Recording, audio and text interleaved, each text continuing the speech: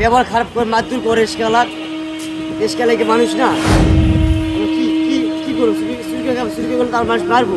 ভাড়া আমার কম দেয়, 30 টাকা ভাড়া, 20 টাকা দেয়, 15 টাকা দেয়। এই দেয়া বের থেকে আমি আসি, 20 টাকা দেয়, কোনো 25 টাকা দেয়। 3 দিন হলে 20 টাকা কেন দেয়?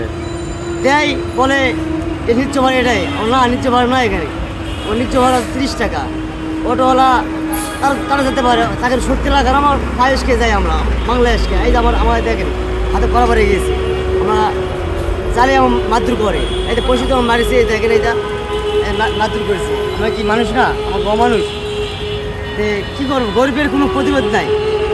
হ্যাঁ, এসকালের কোনো প্রতিবাদ নাই। যদি এই প্রতিবাদ করবে যায় তাহলে অনেক কিছু হয়ে যাবে, গ্যাঞ্জাম হবে, আর বিষয় কিছু হবে। সবাই তো একটা হয় না, যার মন অনেক স্কেল আছে, হাজার স্কেল আছে, তাই প্রতিবাদ করে না। স্কেলে কেউ দেখতেও পারে না। কী করবো? আমাকে এই পরশুদিন মারছি, আমাকে মারছি টেকনিকের। আমি ভারসাতে গেছি, এক ভদ্রলোক আছে, 2 জন আইসে। আমি কইছি মামা 10 টাকা বাড়াই দিন। রে বেটা, তোর ভাড়া দিলাম 50 টাকা, তুই আমার চাইতেছি 60 টাকা।